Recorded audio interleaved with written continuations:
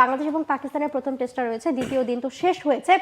এখন দ্বিতীয় দিন শেষে আমরা তো ব্যাটারদের নিয়ে অনেক কথা বলছি, কারণ ব্যাটাররাই পুরোটা সময় জুড়ে আকৃষ্ট করে রেখেছে এই টেস্টটাকে দর্শকদের আসলে। বাট বোলার আসলে কেমন করছে, বোলাররা কতটুকু আসলেই এখান থেকে কিছু নিতে পেরেছে। আমরা দেখেছি যে পাকিস্তানের বোলাররা শেষ দিকে এসে ফাইফারও দেখেছি আমরা, এবং সেখান থেকে বাংলাদেশের বোলাররা আসলে আলটিমেটলি কতটুকু করতে পেরেছে এখনো পর্যন্ত। আপনি যদি মানে সংখ্যার বিচারে দেখেন, মানে আপনি স্কোর কার্ড দেখলেও বলবেন যে বাংলাদেশের বোলাররা এখনো কিছু করতে পারেনি। পাকিস্তান এখনো হাই চান্সে রয়েছে, যদিও লিডে রয়েছে বাংলাদেশ, কিন্তু পাকিস্তান খুব সম্ভবত লিডটাকে টপকে যাওয়ার মতো অবস্থানেই রয়েছে এই মুহূর্তে। এখন আসলে তাদেরকে আটকাতে তৃতীয় দিনটাতে বাংলাদেশের পরিকল্পনাটা কি হতে পারে? আপনি যদি আমাদের পেসারদের ইকোনমি রেটের দিকে তাকান, যদিও টেস্টে সেটা খুব একটা রেলেভেন্ট নাও হতে পারে, কিন্তু এই ক্ষেত্রে এটা point to be noted. Taskin Ahmed তার ইকোনমি রেট 5, নাহিদ রানার 5.22, ইবাদত হোসেনের 4.75, 5-এর আশেপাশে তিনজন পেসারের ইকোনমি রেট। অন্যদিকে দুজন স্পিনার মেহেদি মিরাজ, যিনি একমাত্র উইকেটটা পেয়েছেন 2.31, তাইজুল ইসলামের 2.4।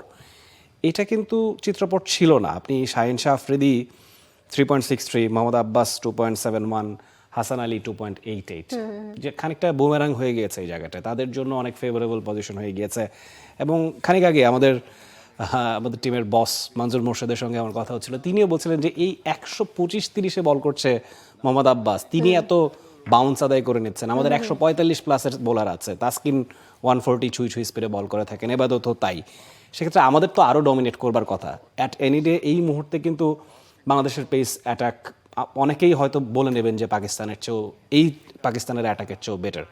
সেখানে আমাদের ডমিনেট করবার কথা, কিন্তু দ্বিতীয় দিনের খেলা উইকেটেও খানিকটা রদবদল এসেছে। আমি জানি না ঠিক কতটুকু বদল এসছে, খুব সিগনিফিকেন্ট বদল আদৌ এসছে কিনা। আজকে ফার্স্ট সেশনেই পাকিস্তানের পেসাররা দেওয়ার ব্রিলিয়ান্ট, বাংলাদেশের পেসাররা কেন খাচ্ছেন এটা নিয়েও একটু হয়তো এই ব্যাপারটা কনসার্নিং।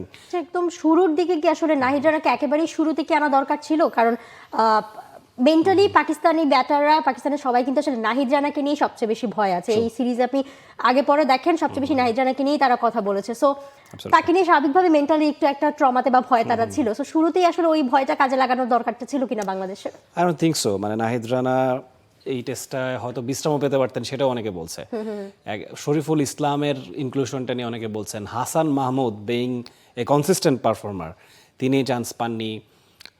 নাইম দলের সঙ্গে ছিলেন, নাইমের বোলিং স্ট্যাটটা আপনি দেখুন, ফার্স্ট ক্লাসে অলরেডি 300টা উইকেট পেয়ে গিয়েছেন, তার বয়স মোটে 26, এবং তার বোলিং অ্যাভারেজও 28-এর নিচে। সেই জায়গাটায় এটা নিয়েও নেটিজেনরা, আমি জানি ফ্রি হিটেও আমাদের কমেন্ট এসছে যে কেন নাইম নেই। হয়তো বা টিম ম্যানেজমেন্ট থট আদারওয়াইজ, এবং সেটা যদি আগামীকালকেই ফার্স্ট সেশনে বোঝা যাবে যে সেটা কতটুকু এফেক্টিভ কিনা।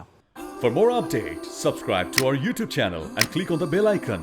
Follow us on Facebook and Instagram. Download T-Sports app to enjoy exciting games and highlights. Visit tsports.com.